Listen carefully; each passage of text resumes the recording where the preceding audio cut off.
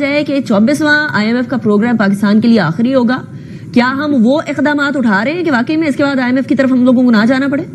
नहीं वो IMF जिसके पास हम जाते हैं कि भाई हमें $1 बिलियन दे दो, पाकिस्तान की हालत इस टाइम बेहतर नहीं है, 2 बिलियन 4 बिलियन 8 बिलियन दे दो, हम पाकिस्तान को चला लें। उसी IMF ने ये कहा है कि भाई इंडिया दुनिया की चौथी बड़ी इकॉनमी बन चुकी है, ऑलमोस्ट 2025 में ऑफिशियली बन जाएगी। पाकिस्तान को हर साल $25 अरब वापस करने हैं। पाकिस्तान का करंट अकाउंट डेफिसिट या नेगेटिव होता है या बराबर होगा। पाकिस्तान के पास कोई पैसा नहीं आता। तकरीबन $119 मिलियन जो है वो फंड करेगा भारत स्पेस स्टार्टअप्स के लिए।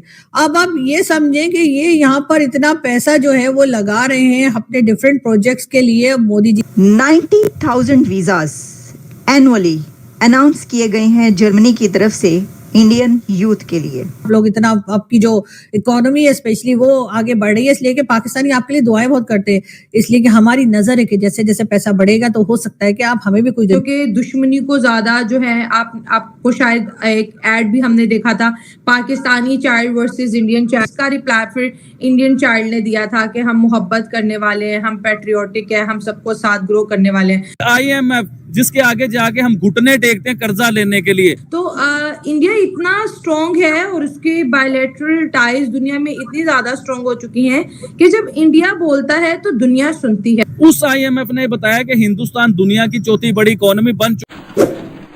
आपने सबसे पहले घबराना नहीं है, बाहसियत कौम हम इसका मुकाबला करेंगे। क्या समझते हैं कि वो IMF जिसके पास हम जाते हैं कि भाई हमें $1 बिलियन दे दो, पाकिस्तान की हालत इस टाइम बेहतर नहीं है, 2 बिलियन 4 बिलियन 8 बिलियन दे दो, हम पाकिस्तान को चला लें। उसी IMF ने ये कहा है कि भाई इंडिया दुनिया की चौथी बड़ी इकॉनमी बन चुकी है, ऑलमोस्ट 2025 में ऑफिशियली बन जाएगी। नहीं चौधरी साहब, ये खबर इस तरह है कि आज की ब्रेकिंग न्यूज। हाँ। सबसे पहले ये कहें कि आज की ब्रेकिंग न्यूज के हिंदुस्तान दुनिया की चौथी बड़ी इकोनॉमी बन चुका हुआ है। ये आपने कागजों में देखा होगा। देखें, एक रिपोर्ट शाया होती है, हर साल की नई रिपोर्ट होती है। तो वो जो रिपोर्ट आई है उसके मुताबिक तो हिंदुस्तान दुनिया की 5वीं बड़ी इकोनॉमी है। चंद महीनों बाद जो नई रिपोर्ट आनी है उसमें हिंदुस्तान, आप देख लीजिएगा, हिंदुस्तान दुनिया की चौथी बड़ी इकोनॉमी बन चुका होगा। क्योंकि IMF जिसके आगे जाके हम घुटने टेकते हैं कर्जा लेने के लिए, उस IMF ने बताया कि हिंदुस्तान दुनिया की चौथी बड़ी इकोनॉमी बन चुका है। और खाली चौथी बड़ी इकोनॉमी नहीं बना, मैं आपको थोड़ा सा पीछे लेके जाना चाहूंगा।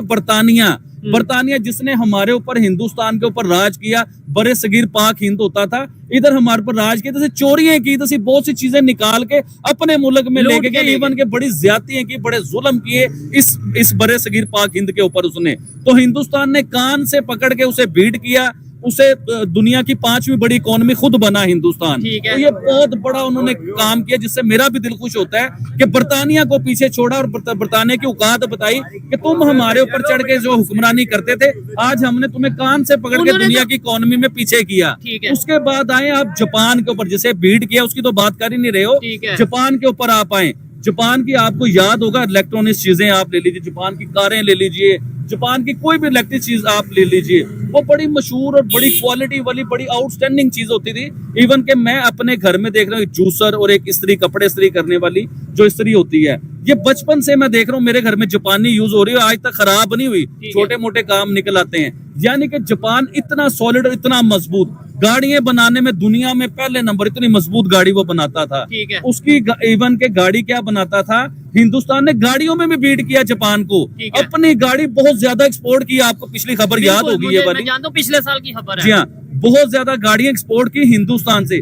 आज सिर्फ गाड़ी एक्सपोर्ट, गाड़ियों में नहीं काटा उसने, हिंदुस्तान को इकोनॉमी में भी काट दिया। जापान चौथे नंबर पे बैठा हुआ था, तो हिंदुस्तान ने उसे काट के जापान को खुद चौथे नंबर पे आ गया। तो ये बहुत बड़ी चीज। ये तो आबिद भाई की ओपिनियन है ना, आम पाकिस्तानी इसके ऊपर क्या सोच रखता है? ये तो ये हो गया ना एक तासुर जो है। हालांकि मैं रियलिटी जानता हूँ कि आबिद भाई जितना पाकिस्तान के लिए दर्द रखते हैं, तकलीफ रखते हैं कि यार पाकिस्तान को भी आगे जाना चाहिए, शायद ही कोई और इस तरीके से ओपनली आगे बोलता हो। लेकिन आम पाकिस्तानी क्या समझते हैं? इंडिया आए दिन खबर, उधर से पॉजिटिव खबर आती है, बड़ी खबर आती है। कभी हम सुनते हैं दुनिया की 5वीं बड़ी इकॉनमी, कभी चौथी अभी खबरें आ रही हैं, कभी वो चांद पे पहुंच जाते हैं। ये क्या है, ऐसा खा रहे हैं, क्या ऐसा कर रहे हैं, या फेक खबर है सब? देखें, सबसे बड़ी बात तो आप ये देखें कि इस वक्त जो हम लोग जो पैट्रियट पर्सन होते हैं ना, अपनी लाइफ के अंदर जो उनका एक एम होता है कि हमने यहाँ तक पहुँचना है, ठीक है ना। उस पहुँचने के अंदर जो मुसलमान होता है ना, बीइंग मुस्लिम होता है, वो as a human being in the world, ठीक है ना, वो उसको जजमेंट करता है, ठीक है, उसको देखता है, परखता है उसको, जजमेंट को उसको, ठीक है, उसके बाद फिर वो फैसला डिसीजन करता है वो। ठीक है। उसके बाद फैसला डिसीजन करता है। अगर किसी को इनकी बात समझ आई, मुझे क्योंकि नहीं आई, तो आप कमेंट बॉक्स में जो सब बताइएगा। मुद्दे के ऊपर आए दोबारा। ठीक है। अच्छा, चौथी इकोनॉमी, पांचवी इकोनॉमी तो आपको बता दी। इस टाइम तीसरी इकोनॉमी जो है वो जर्मन है। और आपको याद होगा कि प्राइम मिनिस्टर नरेंद्र मोदी ने जब इलेक्शन के टाइम था तो उन्होंने कहा था कि तीसरी गवर्नमेंट आएगी मेरी और मैं तीसरी इकोनॉमी भी बन के दिखाऊंगा। तो जर्मन को बीट करते हुए हिंदुस्तान बहुत जल्द नजर आएगा। तकरीबन 119 मिलियन डॉलर जो है वो फंड करेगा भारत स्पेस स्टार्टअप्स के लिए। अब आप ये समझें कि ये यहाँ पर इतना पैसा जो है वो लगा रहे हैं अपने डिफरेंट प्रोजेक्ट्स के लिए। मोदी जी को देखें, क्या पता नहीं सोच रहे कि पता नहीं अब पैसा मांगने वाली है ये, वो ऐसे करके बैठे और सोच रहे अभी जब ये भाषण खत्म करेगी तो फिर एंड में पैसा जरूर मांगेगी। नहीं, मैं पैसा नहीं मांगूंगी, मेरा ख्याल है कि आप खुद दे देंगे, मेरे मांगने की जरूरत ही नहीं। आप खुद ही कहेंगे कि चलो पड़ोसियों, वैसे भी दिवाली आ रही है, दिवाली की मिठाई के लिए 1-2 ट्रिलियन भेज दीजिए। सॉरी, ज्यादा हो गया ट्रिलियन, बिलियन भी चलेंगे, हमें क्या है, हमें कुछ तो आए। 1-2 बिलियन भेज दीजिए मोदी जी। वैसे भी दिवाली आ रही है तो दिवाली की मिठाई, लड्डू, पेड़ा, जलेबी, वो इस तरह की चीजें हम लोग ले लेंगे ना, तो आपको दुआएं देंगे, हाथ उठा के दुआएं देंगे। ऐसी क्या बात है?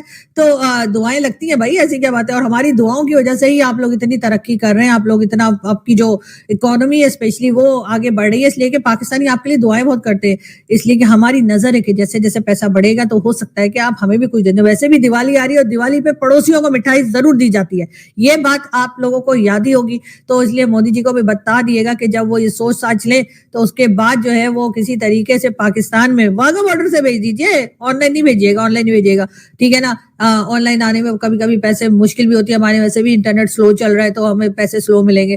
तो ये ज्यादा अच्छा होगा कि अगर आप लोग वो बच्चन साहब की मूवीज की तरह थैले भर भर के लाएं और बॉर्डर पे हमें दे दें तो हम वहीं से ले लेंगे। और गिनने का क्या जी, पैसा तो 2 मिनट में हम गिन लेते, ऐसे करके हमारी मशीन भी है जो बता देती है कि इसमें कितने नोट है, यानी ये जो गड्डी आपने दी है इसमें कितने नोट है। तो बिल्कुल मत घबराइएगा।